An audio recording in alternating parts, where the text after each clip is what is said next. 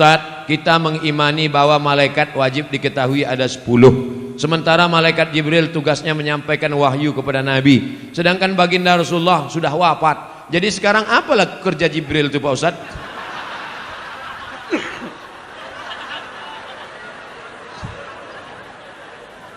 Jibril, Mikail, Israfil, Israel malaikat maut, kiraman katibin, raqib aktid, mungkar nakir, malik ridwan. Itu pelajaran anak TK. Sekarang saya sebutkan, innalillahi malaikatan, Allah punya malaikat. Malaikat itu kerjanya yatufuna alal ar, malaikat berkeliling di atas muka bumi. Kalau malaikat menengok ada majelis zikir, dipanggilnya malaikat-malaikat yang lain. Halumu ila hajatikum, mari kemari. Ada tak malaikat yang saya sebutkan mencari majelis zikir ini dalam yang 10 tadi? Tak ada. Jangan batasi malaikat hanya cuma 10.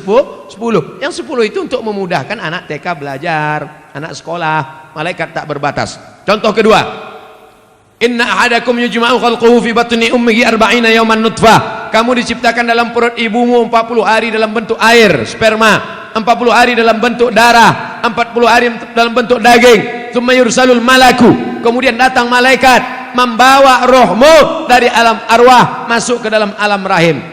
Ada disebutkan nama malaikat yang membawa roh itu? Tak ada. Maka malaikat itu jumlahnya banyak. Apa tugas pokok malaikat itu? Tengok dalam surat Al-Baqarah. Wa nahnu nusabbihu bihamdika wa nuqaddisu lak. Tugas malaikat pokok, tupoksi. Tugas pokok fungsi malaikat adalah bertasbih. Ada malaikat yang sejak diciptakan sampai hari ini bertasbih tak bangkit-bangkit, subhanallah walhamdulillah wa la ilaha illallah wallahu akbar. Ada malaikat 70.000 malaikat masuk setiap hari dikeliling mengelilingi Ka'bah di bawah, di atas itu namanya wal baitil ma'mur, rumah yang dimakmurkan.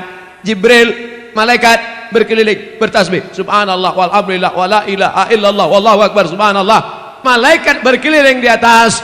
Adam alaihissalam rindu ingin menengok Baitul Ma'mur. Ketika turun ke bumi, kata Allah, buatlah bentuknya macam Baitul Ma'mur. Kalau dijatuhkan batu kerikil dari atas pos jatuh ke bawah, maka sama di bawah. Malaikat di atas memuji, mengagungkan Allah, manusia pun di bawah sama, subhanallah walhamdulillah wa la ilaha illallah wallahu akbar. Makanya kalau mau sama ucapan kita dengan ucapan malaikat, mesti banyak-banyak bertasbih. Jadi apalah tugas Jibril sekarang? Balik ke tugas pokok, mengagungkan, mensucikan, bertasbih, memuliakan Allah. Subhanallah walhamdulillah wa la ilaha illallah wallahu akbar wa la haula wa la quwwata illa billahil aliyyil azim. Bapak Ibu sambil jaga toko pagi, belum ada orang berlewat, belum ada orang jualan, belum ada orang membeli, buka tasbih subhanallah walhamdulillah wala ilaha. Tapi kalau ada orang nawar dijawab, yang pula tak dijawab, Pak ini berapa harga pokoknya? Subhanallah walhamdulillah wala ilaha illallah. Banyak-banyak bertasbih di toko, menghilangkan santet, sihir dan guna-guna. Boleh jadi ada orang benci tak suka. Bagaimana supaya toko kita itu supaya tak laku? Orang lewat macam lewat di kuburan. Kata dukun, ambil air orang mati, nanti siramkan. Akhirnya orang lewat di toko kita, yang ditengoknya bukan pakaian, malah dibacanya doa ziarah kubur. Assalamualaikum ya ahlal kubur. Bagaimana caranya supaya toko ini mati? Kau ambillah tulang pukang. Sebagaimana pukang itu malu menengok orang, begitu pula lah yang punya toko itu malu menengok pembeli, akhirnya tutup mata saja. Maka guna-guna ini pagi, sebelum pagi awal masuk membuka, baca Fatihah sekali, Qul huwallah 3 kali, Qul rabbil falaq sekali, Qul rabbin nas sekali, ayat kursi sekali. Habis itu barulah isi dengan tasbih. Ingat, Fatihah sekali, Qul huwallah 3 kali, Qul rabbil falaq sekali, Qul rabbin nas sekali, Fatihah sekali, Qul huwallah 3 kali, Qul rabbil falaq sekali, Qul rabbin nas sekali, ayat kursi sekali. Pagi-pagi pas pertama masuk. Mudah-mudahan Allah Ta'ala jauhkan dari santet, dari sihir, dari guna-guna dan lain sebagainya. Karena sampai hari ini masih banyak pengikut www.hantu.com. Asuransi komersial halal atau riba Pak Ustaz? Bukan asuransi Islam. asuransi komersial, konvensional. Halal apa haram? Kelompok yang satu mengatakan asuransi halal karena di dalamnya ada ta'awun, tolong tolong. Wa ta'awanu 'alal birri wat taqwa. Tolong menolonglah kamu dalam kebaikan. Wa la ta'awanu 'alal ismi wal 'udwan. Jangan tolong menolong dalam keburukan. Peserta asuransi 100 orang. Bapak store 10 juta, 10 juta, 10 juta, 10 juta, 10 juta, 10 juta. Maka kalau store semuanya 10 juta kali 100 orang berarti berapa itu? 1 M. Betul. Terjadi musibah, maka seolah-olah saat itu ini sedang tolong menolong. Itulah ilat sebab hukum kalau ada ustadz yang mengatakan itu sebenarnya ada unsur tolong menolong. Jadi boleh, kata fatwa yang pertama. Tapi kata fatwa yang kedua, asuransi haram. Di mana letak haramnya? Karena di situ ada gharar, gambling, judi, ketidakpastian. 10.000, 10.000, 10.000, 10.000, 10.000. Tak tahu entah siapa yang dapat. Tiba-tiba nauzubillah mobil dia yang ditabrak tiang listrik. Pup, dapat. Enak aja dia. Aku udah 3 tahun tak ada nabrak-nabrak. Apalah dia ditabrakkannya pula. Dapat. Jadi kalau ada yang mengatakan asuransi itu halal karena dilihat dari unsur ta'awun, tolong menolong. Kalau ada yang mengatakan asuransi itu haram karena dilihat dari unsur gharar, gambling, judi karena ketidakpastian. 2 hukum tentang asuransi. Ustadz pilih yang mana? Sampai sekarang saya tidak pakai asuransi mobil. Sampai sekarang. Tak pernah Ustadz kecelakaan. Bolak-balik. Kadang menabrak orang, kadang ditabrak orang. Kalau ada Ustadz mengatakan boleh, dipakainya fatwa pertama. Kalau ada Ustadz mengatakan tak boleh, pakainya fatwa satu lagi. Dua-duanya bisa dipakai. Bukan kata Abdul Somad, kata Syekh Ali Jum'ah, Mufti Mesir, dalam kitab Fatawa Al-Azhar. Fatwa-fatwa Al-Azhar. Ustadz, gimana caranya meyakinkan orang tua kita tentang menikah muda? Ayah, aku mau meminang dia dengan bismillah. Pergilah, kau makanlah bismillah tuh, kata dia. Bapak-bapak, kalau ada anak kalian mau menikah muda, anak bapak laki-laki, anak bapak perempuan, maka kompromilah kalian. Daripada mereka makan di daun, baguslah mereka makan di pinggan, betul? Daripada mereka kumpul kerbau, kumpul sapi, kumpul kambing, baguslah mereka berkeluarga baik. Daripada mereka melakukan perbuatan maksiat, dosa, na'udzubillah, jaga mereka baik-baik. Tengok almarhum Ustaz Arifin Ilham, umur 17 tahun dinikahkannya. Anak saya nanti saya tanya, kapan dia mau nikah, aku nikahkan kau. Kapan kau mau nikah? Mana perempuannya? Mana? Tunjukkan biar ku pinangkan. Anak Ustaz masih kecil lagi. Kenapa begitu? Karena saya nikah lama. Kok tahu saya nikah itu bagus cepat-cepat? Pagi bersunat, siang nikah langsung.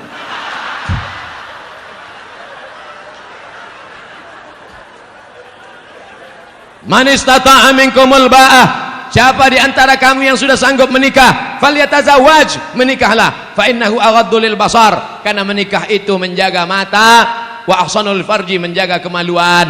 Hafal dia Quran, terjaga hafalannya, terjaga matanya. Ini dibiarkanlah dia tak nikah-nikah. La ilaha illallah, menyiksa. Faman lam yastati, tapi kalau orang tua susah, miskin, tak ada anak lajang yang belum sanggup, fa alaihi bisawm, banyak-banyak kalian puasa sunat. Adik-adik mahasiswa, bagus kalian puasa sunat. Memang nafsu ada, tenaga tak ada. Ditunjukkan orang, dek, itu ada cewek cantik. Tak nampak aku lagi dah. Gelap aja, gelap. Aku sekarang nih Pak, jangankan cewek, apapun tak nampak aku lagi. Kalau nampak aku perempuan pakai baju merah, hijau, macam semangka aja aku rasa udah. Kalau bapak kaya, duit bapak banyak, anak gadis bapak ada, mampu bapak mengasih makan, cari anak yang soleh-soleh itu, panggil dia. Mau kau nikah sama anakku? Ku tengok kau baik kali, bagus, sering kau sholat, ku tengok. Mau kau nikah sama anak saya? Ku tanggung. Tapi kalau macam-macam, ku tembak mati kau nanti. Daripada mereka diambil perampok. Anak kita sekolah agama, jilbabnya panjang, akhlaknya baik, karena tak kita carikan jodoh yang baik-baik, tak kita tawarkan orang-orang soleh, pacaran dia dengan anak fang. Apa yang terjadi? Waktu di rumah dia cium tangan, seminggu dia nikah dengan suaminya itu, balik dia ke rumah, hai ya, sehat. Dulu jilbabnya panjang, dulu kukunya bersih. Seminggu dia nikah sama laki fangnya itu, gara-gara tak kita carikan, dia sudah jatuh cinta, mabuk kepayang, Akhirnya apa yang terjadi? Dilawannya kita. Gara-gara apa? Saya tidak menyuruh bapak memaksa anak bapak untuk menikah. Kita tak bisa paksa anak kita. Tapi kita bisa kasihkan alternatif. Anakku, kau sudah kusekolahkan. Kau sudah kukasih makan. Kau sudah kukasih kuliah. Ini calon-calon laki. Kau mau yang mana? Ini ada gemuk, ganteng. Ini ada pula yang kurus macam Ustaz Somad. Ini kau tinggal kau pilih aja. Macam mana kau pilih? Sesuai. Nah itu baik. Nabi SAW dipilihkannya. Siapa itu? Itulah Sayyidina Ali menikah dengan Fatimahuz Zahra. Lahirlah anak-anak Sayyidina Al-Hasan, Sayyidina Al-Husain. Mudah-mudahan bapak dan ibu dapat menantu yang baik-baik insyaAllah. Pak Ustadz, bagaimana menyikapi suami yang pindah agama selain Islam? Apakah saya harus minta cerai atau harus pertahankan rumah tangga? Suami yang murtad, maka kau tidak perlu minta cerai. Cerainya automatically. Automatically itu apa Pak Ustadz? Otomatis. Kalau suami yang mencerai namanya tolak. Pakai kop, tolak. Kalau pakai kap, tolak jatuh. Tolak. Kalau istri yang menggugat namanya khulu. Tapi kalau otomatis fasah, namanya fasah. Otomatis. Apa itu? Suami yang murtad nggak perlu dituntut, otomatis sudah cerai. Istri yang murtad otomatis. Makanya kalian wahai anak lajang, anak gadis, kalau mau nikah yang dicek pertama adalah agamanya. Jangan yang kau cek pertama saldonya. Ustaz Somad, anak saya dokter, mantap, mau nikah. Calon mantu saya ragu sholat apa enggak. Gimana cara ngetesnya Pak Ustadz? Suruh ketemuan jam 12 siang hari Jumat. Mas, kita ketemuan hari Jumat jam 12 ya. Mohon maaf, untuk yang satu ini tidak bisa. Karena aku harus sholat Jumat. Terimalah dia. Tapi kalau dia bilang, oke. Tapi tes ini tidak bisa dipakai lagi karena soal sudah bocor. Nanti saya kasih soal yang baru. Saya banyak soal-soal. Bisa kita bicara 4 mata Pak Ustadz, jangankan 4 mata, 3 pun bisa kita bahas. Agamanya dulu. Wahai laki-laki, kalau kalian mau meminang perempuan, tengok agamanya. Wahai para wali, perempuan tidak langsung menerima laki-laki. Perempuan itu tidak langsung sama laki-laki. Dia harus ada walinya. Yang menerima si laki-laki itu 6. Bapakmu, kakekmu, abangmu, adikmu, pamanmu, abang ayahmu, adik. Dia tanya. Makanya perempuan itu ditanya, Nduk, anak perempuan, maukah engkau menerima laki-laki ini? Kalau perempuan itu diam, berarti tanda setuju. Dulu anak gadis diam, anak gadis sekarang mau jawab iya aja atau iya banget ya. Nah, kalian perempuan, yang pertama dilihat dari laki-laki adalah din agamanya, wa khuluqahu, baik agamanya, baik akhlaknya, terima dia. Tapi kalau perempuan yang dilihat apa? 4. Tungkahul mar'atu li 4. Perempuan dinikahi karena 4. Mal, kaya. Wali hasabiha, keturunan bangsawan. Bangsa yang hidup di awan. Wali jamaliha, cantik. Wali diniha, karena agamanya. Ustaz Somad, ya, saya mahasiswa Ustaz dulu di kampus. Udah tamat kuliah? Sudah Pak Ustadz. Udah kerja? Udah Pak Ustadz. Udah nikah? Belum Pak Ustadz. Kenapa belum nikah? Nyari yang ada 4-4-nya. Bisa Ustadz carikan Ustadz. Kalau ada 4-4-nya ngapain ku kasih ke kamu? Jangan kau cari karena cantiknya. Karena wajah perempuan akan berubah. Kemarin kami baru reuni. Baru ketemuan reuni 20 tahun gak ketemu. Dulu imut-imut. Sekarang lisut. Bunga, bagaimana tabiat bunga? Bunga kuntum mekar, harum, cantik, kuning, layu, mati. Ada bunga yang tak layu, bunga plastik. Makanya banyak perempuan sekarang wajahnya plastik semua. Pipi plastik, dagu plastik, hidung plastik. Ini alis apa bulu mata? Plastik, ulantik bukan main. Ada orang bakar sampah, layu.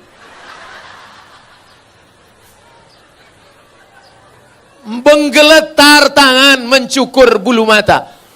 Mau pergi undangan, salah potong, hilang semua. Kawan udah mulai nelpon, gimana? Jadi kita berangkat. Wah kacau ini. Hilang, nggak mungkin pergi satu, hilang kan dua-duanya. Hilang. Gimana? Waduh kacau, gimana ini? Mau ditempelkan ijuk sapu nggak mungkin. Untung ada spidol whiteboard. Makasih ya Pak, memang kau penyelamatku. Rupanya spidolnya nggak permanen. Sampai di tempat undangan, sambal udangnya pedas. Kipas angin mati, meleleh. Ambil tisu, lupa. Panas ya? Iya, panas. Semua orang senyum. Kok tiba-tiba orang ini ramah ya? Senyum. Senyum. Semua senyum. Sampai pulang ke rumah mati lampu jam 9 malam. Assalamualaikum bang. Waalaikumsalam. Dia buka pintu. Allahu la ilaha illal qayyum. La ta'khudhuhu sinatun wa la naum. Lahu ma fis samawati. Kenapa hantu ini nggak pergi? Aku istri apa? Inilah bahayanya.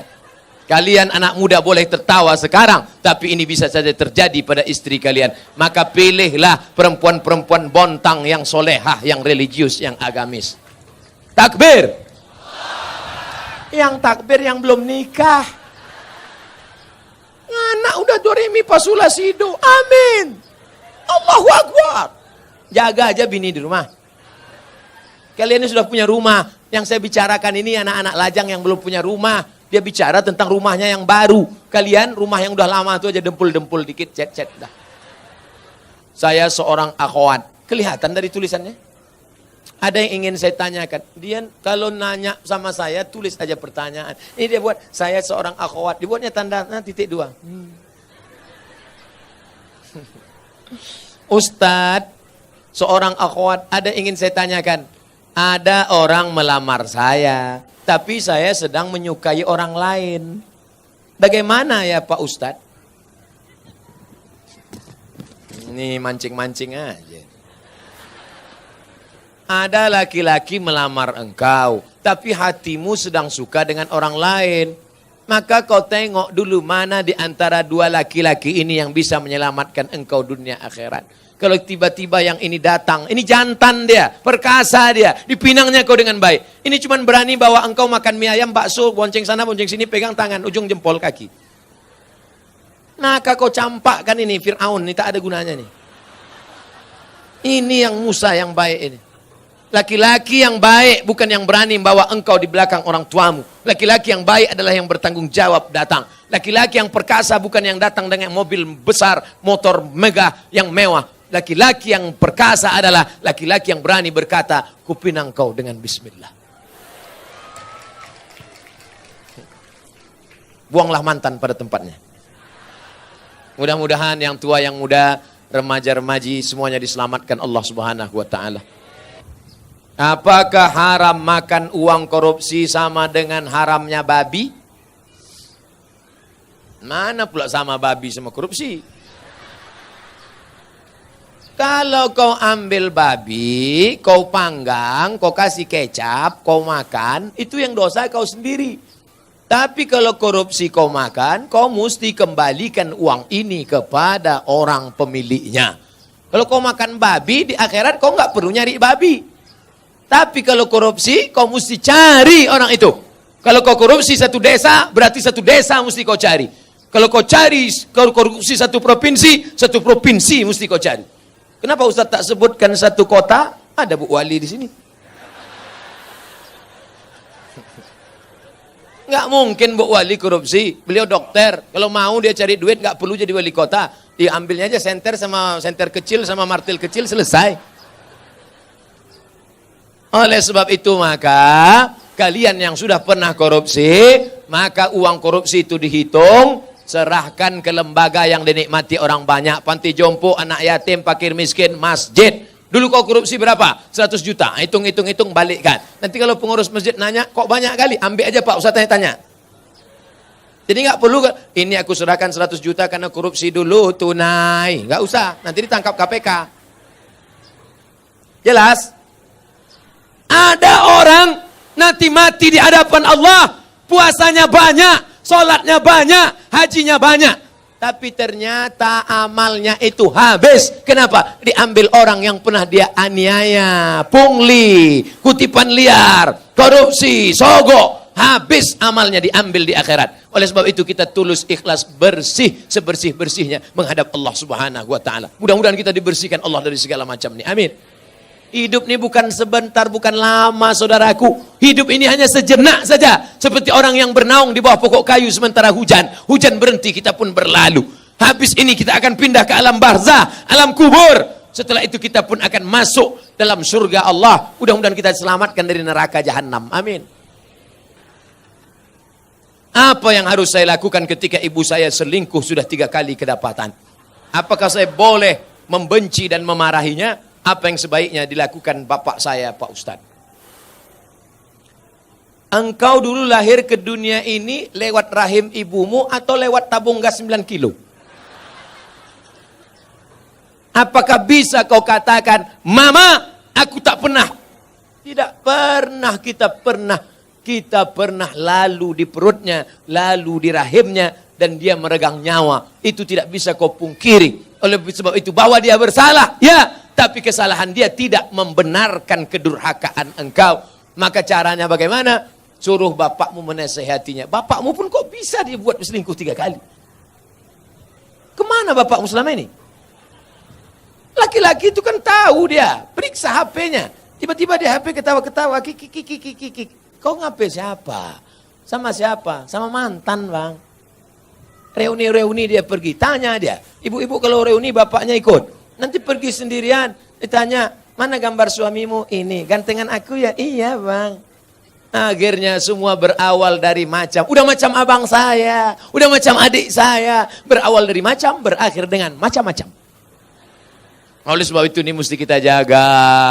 Nah, dalam kasus begini bagaimana Pak Ustadz? Laki-laki 2. Yang pertama, dia sabar atau dia gugat ke pengadilan. Kalau kau sabar, kau jaga dia. Kalau tidak, kau gugat di pengadilan. Maka kasus perselingkuhan paling cepat hakim menjatuhkan talak. Kalau kau sabar, jaga dia dengan baik. Kalau kau tak sabar, kau lepas dia dengan baik. Bunga bukan setangkai, kumbang bukan seekor, patah tumbuh hilang berganti, hilang 1 tumbuh 1000.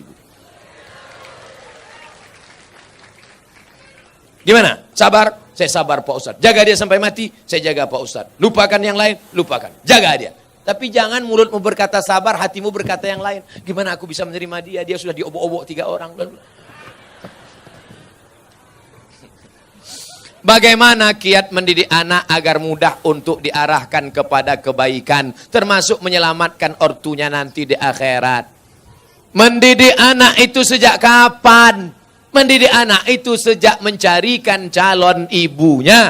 Karena bibit yang baik ditanam di tanah yang subur, akan tumbuhlah bunga-bunga yang cantik dan indah harum semerbak. Tapi kalau bibitnya kau tanam di tanah yang tandus, akan tumbuh pohon kaktus, dilihat tidak indah, dicium tidak harum, durinya menusuk hidung bengkak. Oleh sebab itu maka carilah perempuan yang solehah. Perempuan yang solehah. Bagi yang belum nikah, yang sudah ada kau jaga-jaga aja lah yang sudah ada. Kalau istrimu solehah, dia hamil, dia sambil masak baca ayat Quran. Bismillahirrahmanirrahim. Ar-Rahman. Garam. Allamal Quran. Jadi anak soleh ya nak.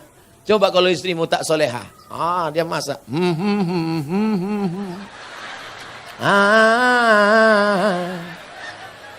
Garam tak ada.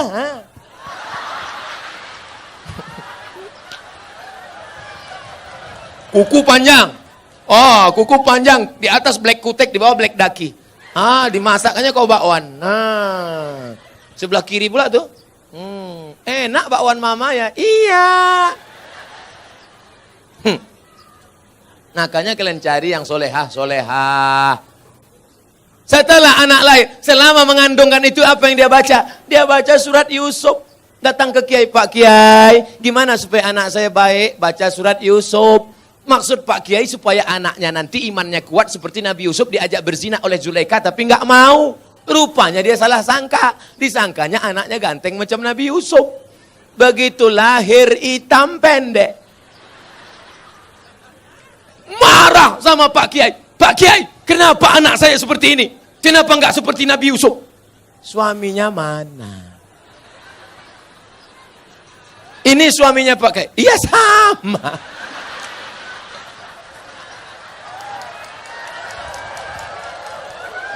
Maksud saya nyuruh kamu baca surat Yusuf, bukan anaknya ganteng macam Nabi Yusuf, tapi imannya kuat. Mohon maaf Pak Kiai, saya salah sangka. Ya nggak apa-apalah, udah terjadi, apa boleh buat Pak Kiai. Dia nggak akan marah, dia nggak akan komplain ke kamu. Aku nyesal nikah sama kamu mas, hitam, pendek, jelek, busuk, bau. Jangan-jangan aku kena pelet dulu. Dia tetap nerima. Apa kata dia? Mas, aku nggak marah. Karena Islam mengajarkan rukun iman 6. Iman ke-6 adalah nerima takdir baik dan takdir buruk. Engkaulah takdir burukku mas. Dia ridho nerima. Dia tidak akan marah mencaci maki engkau. Karena dia berkata, walaupun bagaimanapun juga, engkau adalah pilihan terbaik menurut Tuhan untuk aku mas. Walaupun kemana-mana orang selalu bertanya, itu supirmu ya? Lalu kemudian setelah anakmu lahir, dia akan menyusukannya. Disusukannya anakmu berapa lama? 2 tahun. Sekarang banyak perempuan tidak mau menyusukan anak 2 tahun. Disusukan anak ke kaleng.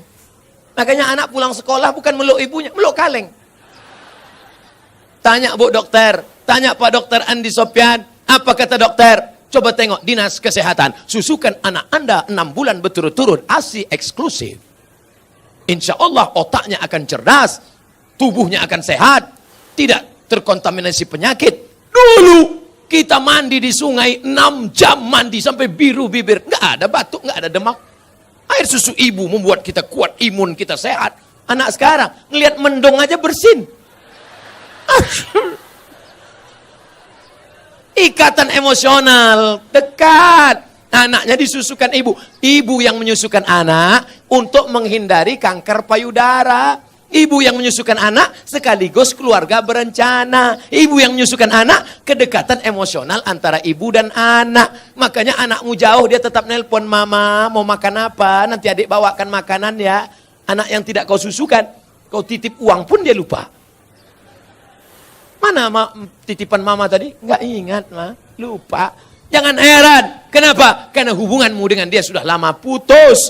Lalu kemudian setelah itu dijaganya. 2 tahun pertama, susukan. 2 tahun kedua, lari-lari, lompat-lompat. 2 tahun ketiga, mulai dia mengajarkan surat-surat pendek. Anak sambil motong-motong bawang, motong-motong cabai. Bismillahirrahmanirrahim. Qul huwallahu ahad. Akhirnya dia ajak sholat. Sekarang kita ketemu perempuan di tepi jalan. Umur 5 tahun. Lipstiknya tebal, rambutnya pirang 3 warna, merah, kuning, kelabu.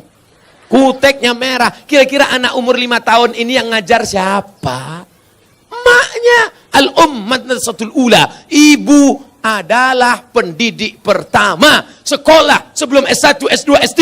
Pendidik kita yang pertama adalah ibu. Tadi waktu saya makan ada anak kecil berjilbab panjang, Ustadz. Anak kecil mencium tangan saya. Anak kecil ingin duduk dekat saya. Kenapa? Karena anak-anak ini dilahirkan oleh ibu-ibu yang soleha. Di mana ibu-ibu soleha itu berada? Di Bontang. Wahai laki-laki yang ingin mendapatkan istri soleha, datanglah kalian ke Bontang. Yang sudah nikah jangan lagi. Lalu Pak Ustadz selanjutnya, sampai kapan anak ini engkau jaga? Perempuan tidak pernah berhenti bertanya, kamu sedang di mana, jalan sama siapa, pulang jam berapa, duitnya kemarin mana, ketika perempuan berhenti ngomel, berhenti merepet, berhenti bicara, saat itu kiamat sudah terjadi pada anak-anak kita. Jangan sampai diam saja. Bu, saya bawa anaknya ya, bawalah. Sampai pagi ya bu, enggak apa-apa. Anaknya hamil bu, ya enggak apa-apa. Jangan sampai kalian laki-laki harus gagah perkasa, perempuan juga harus menjaga. Pak, saya bawa anaknya sebentar jalan-jalan ke kota. Jangan. Ibu juga harus begitu. Bu, kami bawa. Jangan. Jangan sampai bapak bilang, jangan. Sekali tidak, tidak. Datang ibu dari belakang, bawalah. Kita dulu lebih parah daripada itu. Rusak anak-anak kita.